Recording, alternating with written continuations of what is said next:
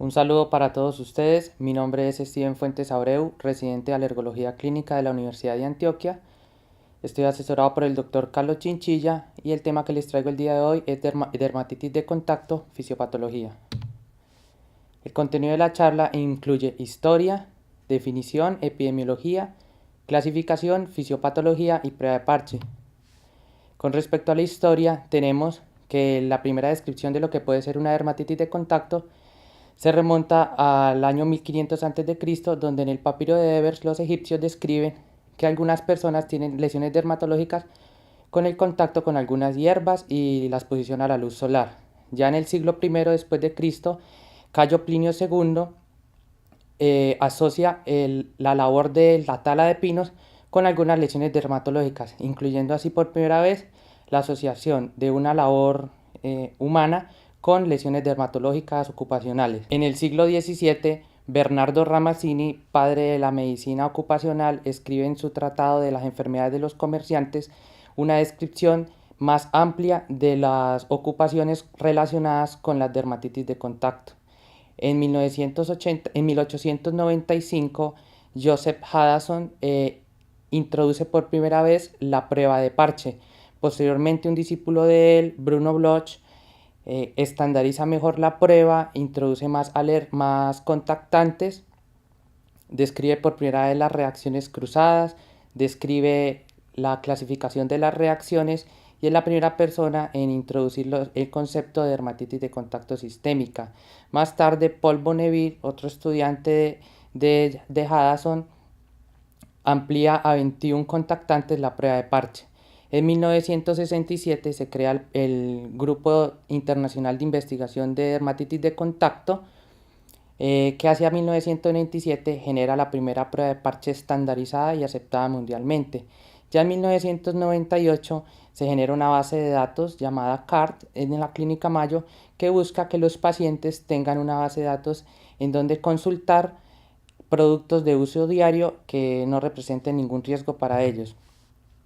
Actualmente no existe consenso con respecto a la definición de la dermatitis de contacto. Sin embargo, esta se entiende como una reacción inflamatoria de la piel, ya sea aguda o crónica, en respuesta a sustancias exógenas.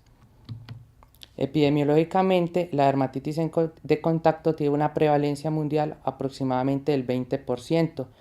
Hasta un cuarto de la población puede resultar positiva al menos a algún contactante en una prueba de parche estándar. Se considera el segundo diagnóstico dermatológico más frecuente y el primero en la dermatología ocupacional. El 80% de las dermatitis de contacto son de tipo irritativo y el 20% de tipo alérgico. Ya más puntualmente, por ejemplo, en Estados Unidos se reportan prevalencias puntuales de 4.17% con una incidencia anual de 0.026% para los trabajadores de tiempo completo. En Europa, la prevalencia reportada es de aproximadamente el 15% con una incidencia anual de todas las dermatitis de contacto de 0.79% y cuando se toma específicamente la dermatitis de contacto alérgica es de 0.3% anual. Con respecto a los contactantes comunes en dermatitis de contacto irritativa, se considera el primer contactante en frecuencia que desarrolla este tipo de dermatitis el trabajo húmedo, que es un trabajo donde la persona se encuentra en contacto directo con el agua por más de 2 horas al día, uso de guantes oclusivos más de 2 horas al día o que requiere lavarse las manos más de 20 veces al día. También se ha asociado con algunos otros contactantes como los detergentes, los blanqueadores, algunos alcoholes, algunos ácidos y bases como el cemento, el ácido sulfídrico, fenoles, óxido de etileno, algunas otras sustancias como los solventes que incluyen el benceno, tolueno, xileno, gasolina, queroseno y trementina y algunos derivados de plantas, especialmente de la familia de Euphorbiaceae que incluye crotones y euforbios que son plantas decorativas y algunas otras como las de la mostaza, la pimienta, la ortiga, los ranúnculos y plantas con contenido de fucomarinas. Los trabajadores que más frecuentemente se encuentran expuestos al desarrollo de dermatitis de contacto irritativa son los trabajadores del área de la salud, de la limpieza y los agricultores. Ya con respecto a la dermatitis de contacto alérgica, Las personas más comúnmente afectadas son los que trabajan en la industria de la belleza, los constructores y los que están en la industria metalúrgica.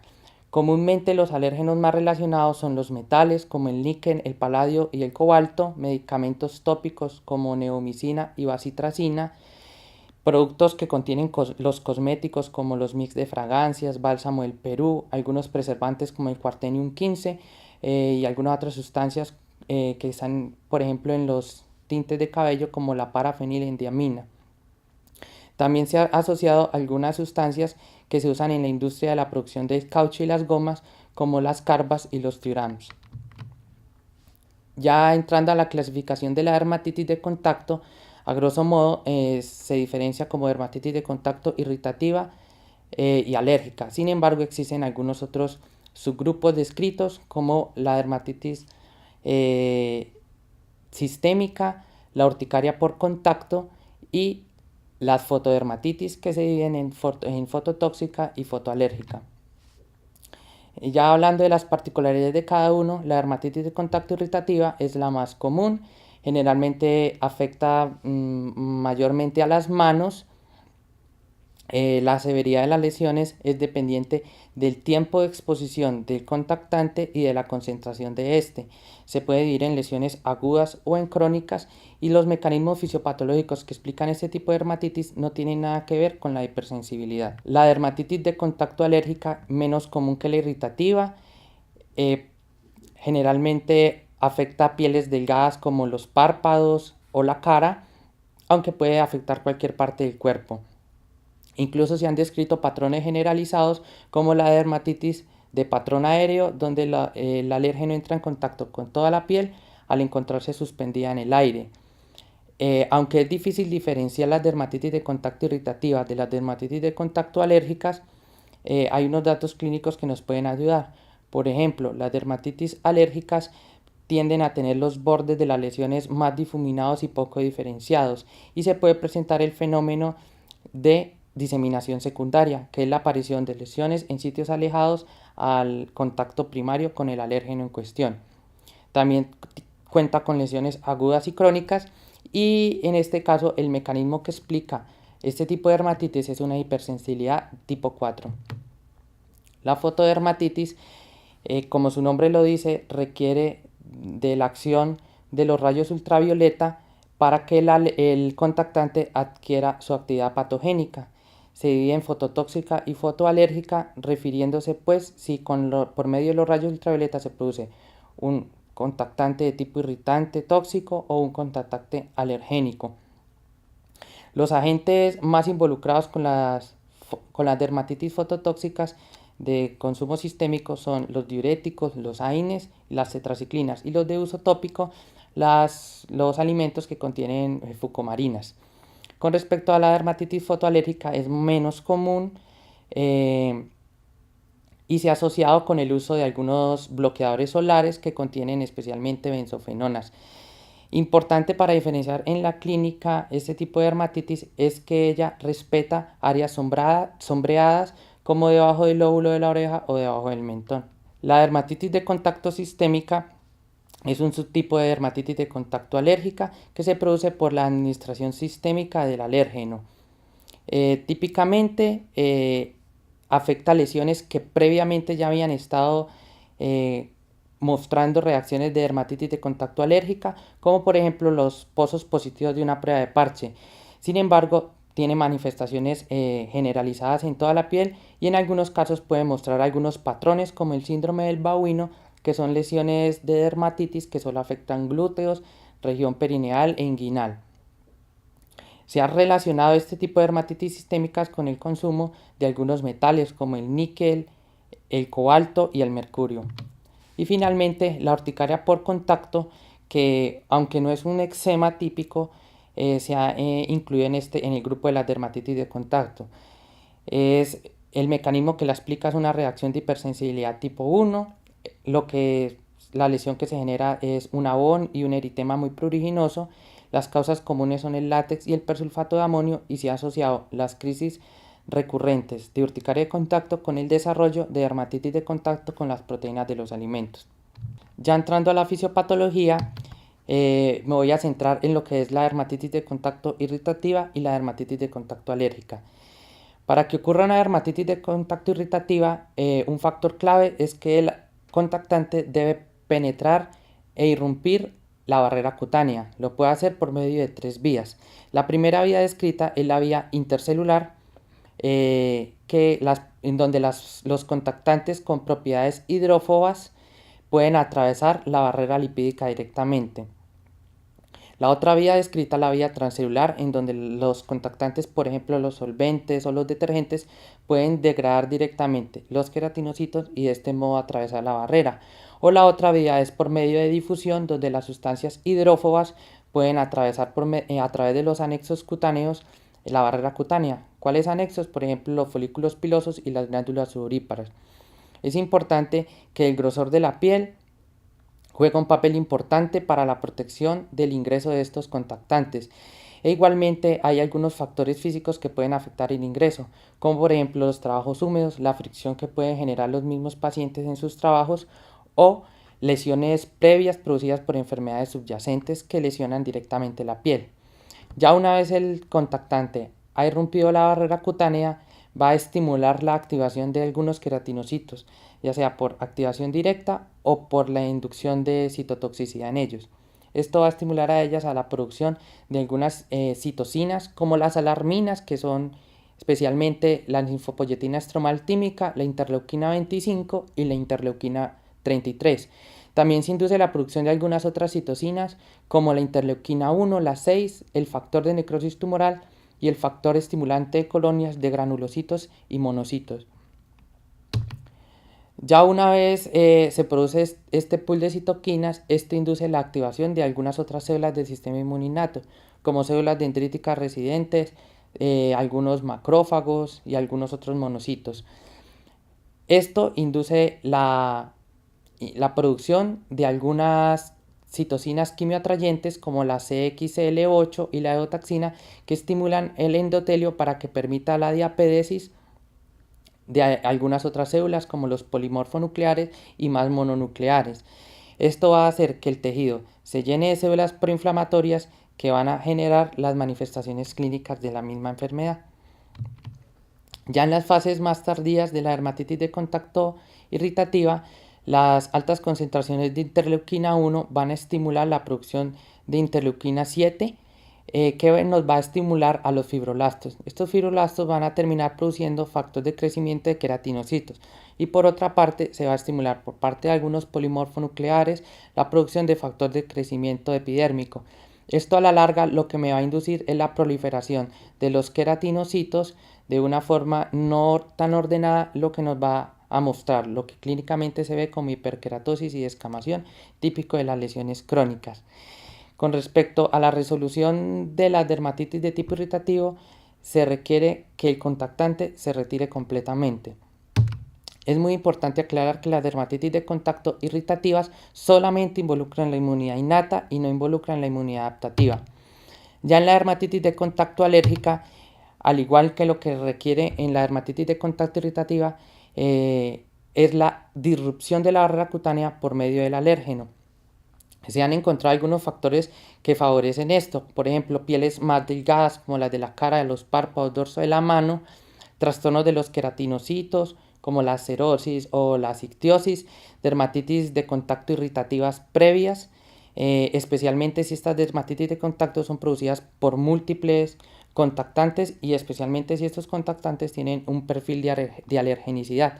Esto es lo que se denomina como el efecto cóctel, que facilita el desarrollo de dermatitis alérgicas. La dermatitis atópica se ha asociado con aumentar 4 veces el riesgo de presentar dermatitis de contacto alérgica. Se han asociado algunos polimorfismos en el gen de la filagrina, del factor de necrosis tumoral y del antígeno leucocitario humano con la dermatitis alérgica.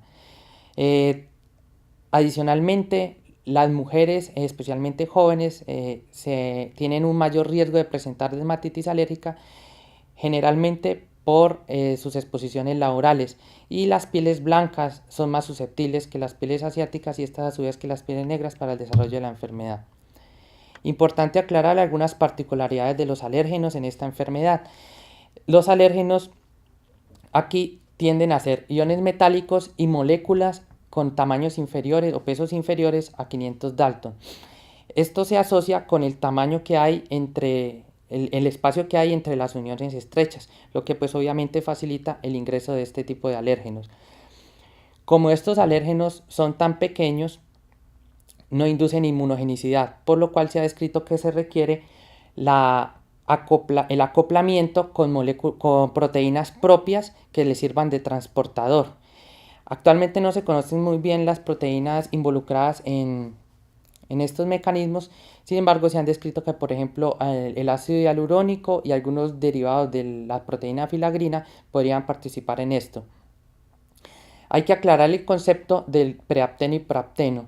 Preapteno se refiere a cuando el alérgeno en cuestión requiere acción de agentes externos, por ejemplo luz ultravioleta, para adquirir su patogenicidad, y proapteno cuando el alérgeno dentro del cuerpo requiere mecanismos, por ejemplo enzimáticos, para adquirir su acción alergénica. Ya una vez se produce el acoplamiento del alérgeno con la proteína propia, es que se puede facilitar la detección por parte del sistema inmunoinnato, especialmente de las células presentadoras de antígeno, las cuales van a procesar y posteriormente a presentar a linfocitos T vírgenes.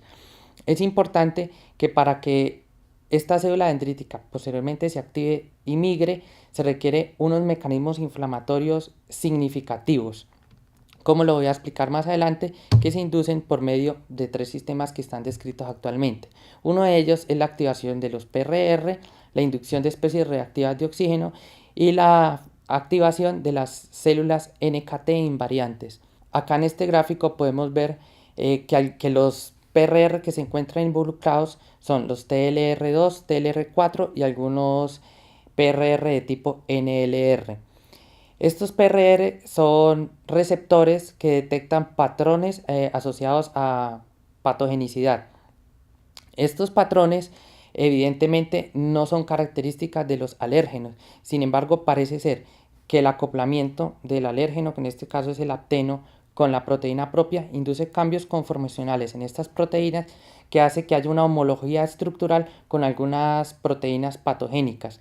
De este modo se puede llegar a la activación de los PRR como tal y la inducción de algunas citoquinas proinflamatorias como los interferones, el factor de necrosis tumoral y algunas interleuquinas como la 1 y la 18.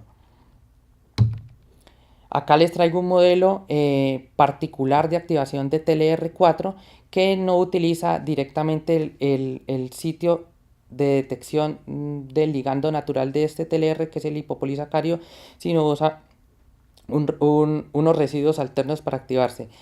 En este caso particular es el níquel.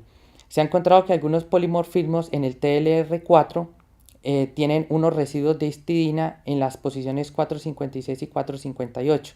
Es en estos residuos donde el níquel puede ingresar, unirse a ellos e inducir el entrelazamiento de dos receptores TLR mediados por la molécula MD2. De este modo se puede activar el TLR e inducir la producción de citoquinas proinflamatorias mediadas por factores de transcripción como el factor nuclear kappa B, el IRF3 y el AP1. Estos polimorfismos de TLR siguen siendo funcionales para la detección del lipopolisacario y por medio del bloqueo con anticuerpos anti-TLR se demostró que la activación por medio del líquer era independiente de este sitio de activación original, dado que el bloqueo de estos TLR no protegía a los modelos murios de la alergia al níquel. Por otra parte, aunque no se ha estudiado muy bien, parece ser que estos sitios receptores del TLR típicos pueden jugar un papel con otros alérgenos. Por ejemplo, el bloqueo de estos TLR protege a los modelos murios de la alergia, por ejemplo, contra el trinitroclorobenceno. El segundo mecanismo para producir inflamación es la inducción de ROS, que son especies reactivas de oxígeno. Se ha demostrado que algunos alérgenos pueden ingresar al interior de las células e inducir cambios conformacionales en algunas proteínas citosólicas. En este caso ejemplar podemos encontrar que, por ejemplo, la proteína KIP1, que es un sensor citosólico, al acoplarse con alérgenos pierde su función. De este modo deja de inhibir un factor de transcripción llamado NRF2, que lo que va a inducir es la transcripción posterior de de enzimas cuya función es antioxidante. Entre estas, por ejemplo, la catalasa, la superóxido dismutasa y la moxigenasa. Aunque estas enzimas tienen actividad antioxidante, algunos de sus derivados siguen siendo especies reactivas de oxígeno, como oxígenos libres, peróxido de hidrógeno, iones de hierro libres y monóxido de carbono. Adicionalmente, se describe que algunos alérgenos pueden inducir la producción de patrones moleculares asociados al daño celular y la liberación de ATP al espacio extracelular. Esta liberación de DAMPs, de especies reactivas de oxígeno y de ATP, va a inducir la conformación del inflamosoma. El inflamosoma es un complejo proteico que se encarga de activar diferentes enzimas. El inflamosoma puede ser activado directamente por los alérgenos o, por ejemplo, por medio de la activación de un receptor purinogénico llamado P2X7, que es activado por concentraciones elevadas de ATP extracelular. Ya una vez se conforma el complejo inflamosoma, se activa la caspasa 1 y esta caspasa 1 puede ayudar a degradar propéptidos de interleuquina 1 y de interleuquina 18 y de este modo generar interleuquina 1 y 18 madura y activa. Podemos ver que, por ejemplo, estos propéptidos venían derivados de la activación de los TLR y de este modo se puede como sintetizar que un mismo alérgeno puede activar diferentes vías de PRR de diferentes familias para terminar en la producción de altas concentraciones de interleuquinas proinflamatorias. El papel de los linfocitos NK invariantes también se ha estudiado. Estos linfocitos pertenecen al sistema inmune innato, son linfocitos que expresan receptor CD161 típicos de las células natural killer, pero en ellos expresan también receptor TCR. Sin embargo, estos TCR tienen la particularidad de que tienen unas restricciones en sus cadenas tanto alfa como beta, lo que hace que tengan menor especificidad y tengan un repertorio más limitado. Normalmente estos linfocitos se encargan de la detección de algunas moléculas patogénicas y algunos glicolípidos y de este modo inducir inflamación. Se ha encontrado que por medio de la presentación de la molécula CD1 de la inmunidad innata que se encuentra en algunas células presentadoras de antígeno, se puede inducir la activación de los linfocitos NK invariantes. Se ha encontrado que algunos lípidos actinizados con alérgenos se pueden presentar por medio del CD1. De este modo se induce la producción de interferón gamma e interleuquina 4, que aumenta aún más la inflamación local e induce la activación de las células dendríticas. Como dato adicional, se ha encontrado que por la particularidad del TCR que tienen estos linfocitos NK invariantes, ellos podrían jugar un papel en la reactividad cruzada contra algunos metales. Una vez se produce toda esta alta concentración de citoquinas proinflamatorias, es que se induce la activación de las células dendríticas y la inducción de su migración a los nodos linfáticos. ¿De qué modo? Estas citoquinas proinflamatorias lo que hacen es aumentar la producción de metaloproteinasas por parte de estas células, lo que le facilita atravesar, por ejemplo, en el caso de las células de Langerhans, atravesar la membrana basal. Regula a la baja la producción de caderinas, lo que le facilita desacoplarse de las uniones intercelulares y con la matriz celular y facilitar la movilidad en el tejido. Y finalmente se induce a la alta la producción de receptor de quimioquina CCR7 que va a permitir la migración de estas células a los nodos linfáticos mediadas por gradientes de concentración de sus ligandos que son CCL19 y CCL21. Acá es importante aclarar que es necesario que ocurra la inflamación de la inmunidad innata y el procesamiento de antígeno por parte de la célula dendrítica de forma simultánea, dado que algunos estudios han demostrado que si la inflamación ocurre antes o después del procesamiento antigénico, la célula dendrítica entra en un fenómeno de hiposensibilización o de hiporreactividad, por así decirlo. Ya una vez la célula dendrítica se encuentra en el nodo linfático, va a hacer la presentación de antígeno al linfocito T virgen por medio de coestimulación, que es clave e indispensable para que estos linfocitos T se activen. La coestimulación se viene dada por CD40 ligando y CD28 ligando. La coestimulación induce la producción de T-leuquina 2, que es como la principal citoquina que induce la expansión clonal de estas células. Ya con respecto a qué perfil o qué fenotipo de linfocito T se va a generar, eso es dependiente del tipo de citoquinas producidas en la inflamación innata. Acá traigo un gráfico donde muestra, por ejemplo, que para la inducción de perfiles de tipo TH17 y 22 se requieren citoquinas como interleuquina 6, interleuquina 21 y 23. Para los perfiles de tipo TH1 se requiere interleuquina 12 e interferones, perfiles TH2, interleuquina 4, y cuando las concentraciones de interleuquina 10 son elevadas, al igual que de factor de crecimiento transformante beta, lo que se induce generalmente son perfiles de linfocitos T de tipo regulador, como los TR1 o los TH3. En la dermatitis de contacto alérgica, como pudimos ver previamente, lo que generalmente se inducen son citoquinas del perfil o que van a inducir los fenotipos de linfocitos T de tipo TH1. Tener en cuenta que estos linfocitos T que se producen son tanto CD4 positivos como CD8 positivos. Una vez se generan estas expansiones clonales de linfocitos T diferenciados, ellos se pueden aún diferenciar más en linfocitos T de memoria central y de memoria efectora. La diferencia radica en la expresión del receptor de quimioquina CCR7. Los de memoria lo mantienen, lo que les permite migrar de los ganglios a la piel y de la piel a los ganglios, mientras que los de memoria efectora pierden el receptor CCR7, lo que hace que se alojen en la piel mediado por el receptor CLA, que es un receptor que dirige las células a la piel. Esto es lo que se conoce finalmente como la memoria local, que es un paso muy clave para el desarrollo de la siguiente etapa de la dermatitis de contacto alérgica. Con respecto a qué tipo de perfiles de linfocitos T van a viajar a la piel, eso es dependiente de las citoquinas quimioatrayentes que produzcan los queratinocitos activados en la inmunidad innata. Por ejemplo, como podemos ver en este gráfico, la producción de citoquina citoquina quimioatrayente CCL17 atrae linfocitos del perfil TH2, CCL20 del perfil TH17 y CXCL9 y CXCL10 del perfil de tipo TH1.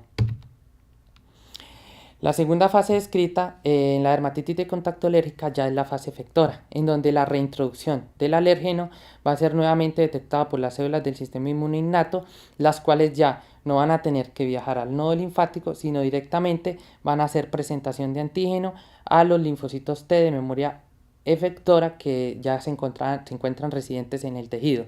Estos linfocitos T de memoria efectora van a inducir producción de altas concentraciones de muchas citoquinas proinflamatorias, entre ellas factor de necrosis tumoral alfa, interferón gamma, interleuquina 1, lo que va a producir efectos citotóxicos directos en los queratinocitos.